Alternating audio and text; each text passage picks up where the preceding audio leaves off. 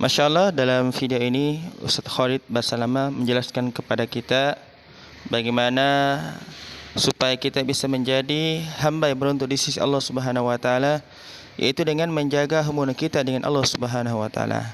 Mari kita saksikan video ini, mudah-mudahan bisa menambah wawasan khazanah keislaman kita. Selamat menyaksikan. Wadhkuruni azkurkum washkuruli wala takfurun. Ingatlah selalu aku, kata Allah. Selalulah berzikir, selalulah patuh, selalulah kerjakan ketaatan-ketaatan. Nikmatilah yang halal, jauhilah yang dilarang. Maka aku akan ingat kepada kalian. Bayangkan kalau seorang presiden mengingat kita, bagaimana bangganya kita disebut-sebut nama kita di hadapan orang-orang yang di sekitarnya. Bagaimana dengan Allah pencipta langit dan bumi yang mengingat kita. Dan bersyukurlah kepadaku dan jangan kalian mengingkari nikmat-nikmatku. Oleh karena itu, tidaklah beradab jika seseorang lari kepada sesuatu yang tidak memiliki tempat pelarian, bersandar kepada yang tidak memiliki kemampuan apapun, serta bertawakal kepada yang tidak mempunyai daya dan kekuatan. Allah Subhanahu wa taala berfirman dalam surah Hud ayat 56, A'udzu billahi minasyaitonir rajim, ma min dabbatin illa huwa akhidun binasiyatiha. Tidak ada sesuatu atau tidak ada suatu binatang pun melainkan dialah yang memegang ubun-ubunnya. Allah Subhanahu wa taala memegang semuanya. Harimau pun yang buas. Demi Allah Bapak Ibu sekalian, kalau Anda minta kepada Allah tidak akan bisa menerkam Anda. Pasti itu. Api pun tidak membakar Nabi Ibrahim alaihissalam karena memohon kepada Tuhannya api itu. Semuanya bisa berubah dengan hubungan kepada Allah Subhanahu wa taala. Ini kekuatan yang luar biasa ini. Seseorang kan sangat tenang hidup dimanapun asal dia jaga hubungannya dengan Allah Subhanahu wa taala. Dalam surah Zariyat ayat 50 Allah SWT berfirman, A'udzu billahi minasyaitonir rajim, fafirru ila Allah inni lakum minhu nadhirun mubin. Bersegeralah kalian kembali kepada Allah, taatilah Allah, sesungguhnya aku sebagai pemberi peringatan yang nyata dari Allah Subhanahu wa taala kepada kalian. Nabi SAW mengingatkan orang-orang Mekah pada saat mau turun ayat ini.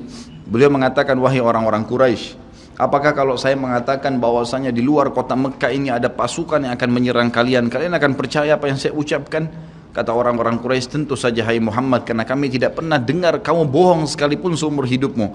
Maka Nabi SAW segera menunggangi keadaan tersebut, mengatakan, wahai Quraisy, ketahuilah sesungguhnya saya utusan Allah dan di belakang saya ini ada azab yang menyedihkan. Jangan sampai kalian kufur. Jadi Nabi SAW sudah mengingatkan, ikutin ini, nikmatin apa yang diperintahkan, apa yang dihalalkan, jauh yang dilarang, kalian akan bahagia. Hanya itu saja perintah dari Allah Subhanahu wa taala.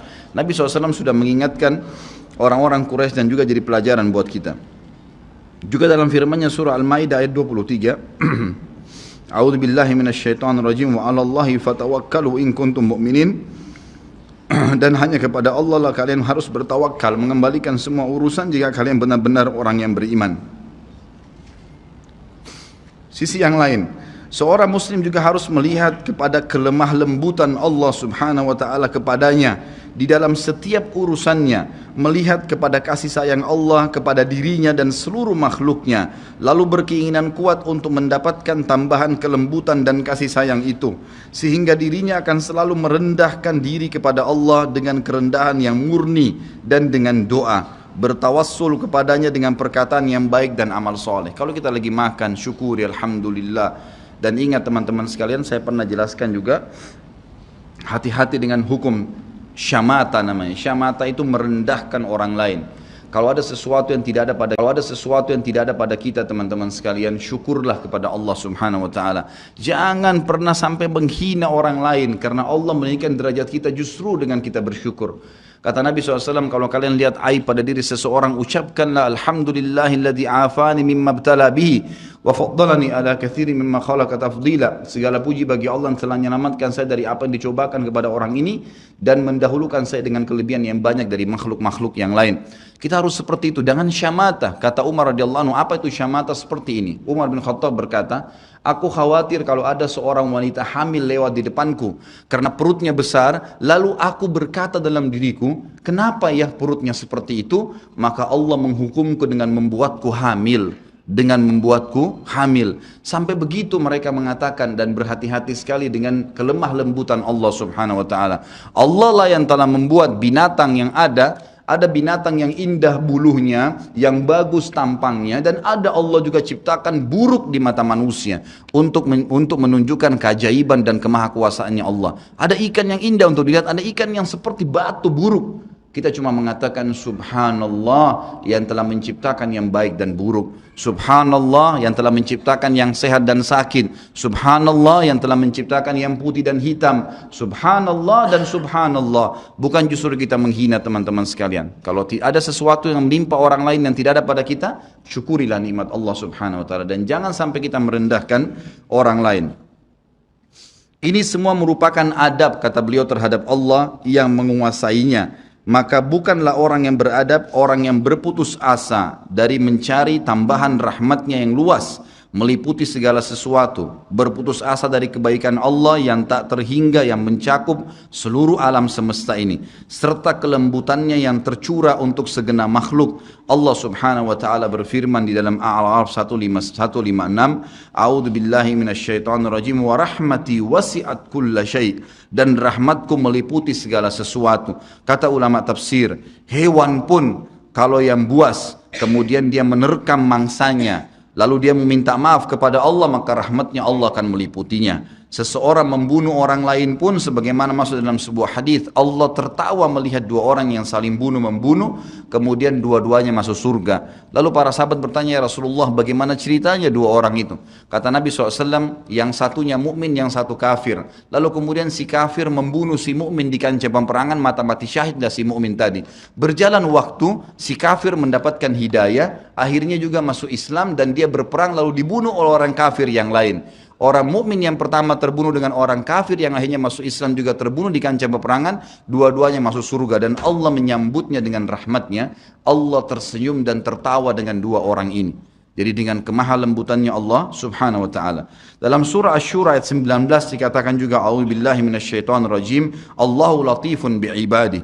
Allah itu maha lembut terhadap hamba-hambanya. Makanya dalam hadis yang lain dikatakan, ma nazala linu fi syai'in illa zana. Tidak ada sesuatu dikemasi dengan kelemah lembutan kecuali akan menghiasinya. Dikatakan Allah latif, Allah itu lembut, yuhibbul lutf, dia suka dengan kelemah lembutan, gitu kan. Wa ma nuzi'a min syai'in illa syana. Tidak ada sesuatu diangkat darinya kelemah lembutan kecuali akan merusaknya. Tidak ada manfaatnya mencak-mencak, marah-marah tuh. Emosi habisin waktu-waktu kecuali dalam pelanggaran agama saja. Tapi kalau bukan pelanggaran agama, maka jangan, tidak perlu semua. Dikatakan dalam hadis Bukhari, Nabi SAW kalau berhubungan dengan hak beliau urusan dunia, semuanya ditoleransi. Tapi kalau sudah berhubungan dengan hak Allah subhanahu wa ta'ala, barulah beliau tegas. Ya, ini sifat Nabi Muhammad SAW. Kita baca dua ayat lagi baru kita tutup. Sudah masuk waktu? Surah Yusuf ayat 87, A'udzu billahi minasyaitonir rajim, la tai'asu mir rauhillah. Janganlah kalian putus asa dari rahmat Allah. Sebagaimana hadis tentang orang yang membunuh 99 jiwa, kemudian dia datang kepada seseorang abid, orang ibadah tapi tidak punya ilmu. Apakah Allah masih akan ampuni saya? Dia mengatakan tidak mungkin. Kamu membunuh 99 jiwa. Lalu kemudian dia membunuh orang itu, kata Nabi SAW, digenapkan 100. Kemudian dia menemui seorang yang alim, lalu dia bertanya, apakah Allah masih ampuni saya dengan 100 orang yang sudah saya bunuh? Maka kata Nabi, kata orang tersebut, tentu saja. Allah rahmatnya telah meliputi segala satunya. Allah akan terima taubatmu. Maka dia bertaubat. Pada saat dia bertaubat orang tersebut kepada Allah SWT, lalu dia mau pulang setelah bertaubat, lalu dia meninggal tengah jalan. Kata Nabi SAW, Allah mengutus dua malaikat. Satu malaikat rahmah, satu malaikat azab. Malaikat rahmah akan membawa ruhnya, yang memperlihatkan taman dari taman surga, dan malaikat azab memperlihatkan lubang dari lubang neraka. Maka datanglah malaikat yang ketiga menghakimi di antara keduanya, lalu kemudian malaikat ini mengatakan, yang datang ketiga yang menghakimi dua malaikat yang sedang memperebutkan orang yang tadi baru taubat ini, ukurlah jejak kakinya. Maka diukur, ternyata jalan menuju ke tempat taubatnya itu lebih satu jengkal kaki, ya, satu jengkal kaki saja. Maka dengan itu Allah masukkan dia ke dalam surga. 100 jiwa sudah dibunuh, teman-teman sekalian. Ini bukan main-main. Dosa yang sangat besar, tapi rahmat Allah sangat luas. Az-Zumar ayat 53 kata Allah subhanahu wa ta'ala juga, A'udzu billahi minasyaitonir rajim, wa la taqnatu mir rahmatillah. Jangan pernah putus asa dari rahmat Allah subhanahu wa ta'ala. Paragraf terakhir yang saya bacakan, nanti insya Allah kita lanjutkan setelah sholat ba'diyah isya. Seorang muslim harus melihat bagaimana dahsyatnya siksaan Rabbnya. Allah SWT maha lembut, tapi jangan lupa Allah azabnya sangat pedih.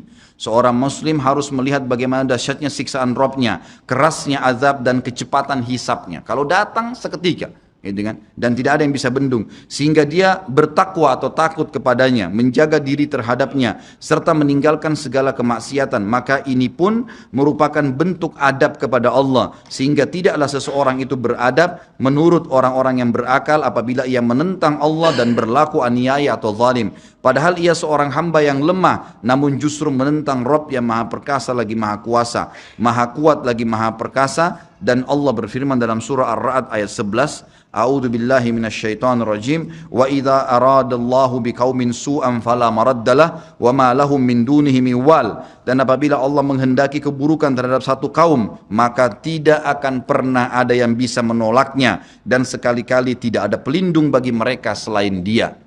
Kalau Allah sudah mau hancurkan, maka tidak akan pernah ada yang bisa membendung.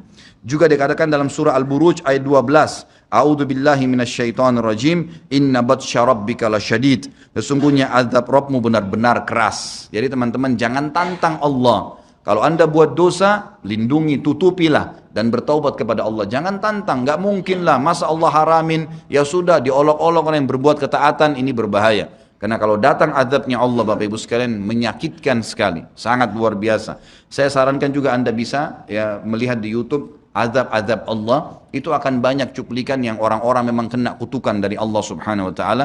Bisa mudah-mudahan menambah iman kita. Ayat yang terakhir adalah surah Al-Imran ayat 4 yang bunyinya A'udzu billahi minasyaitonir rajim, wallahu azizun dzuntiqam. Allah itu maha perkasa, maha mulia, dan Allah mempunyai balasan siksaan yang sangat keras.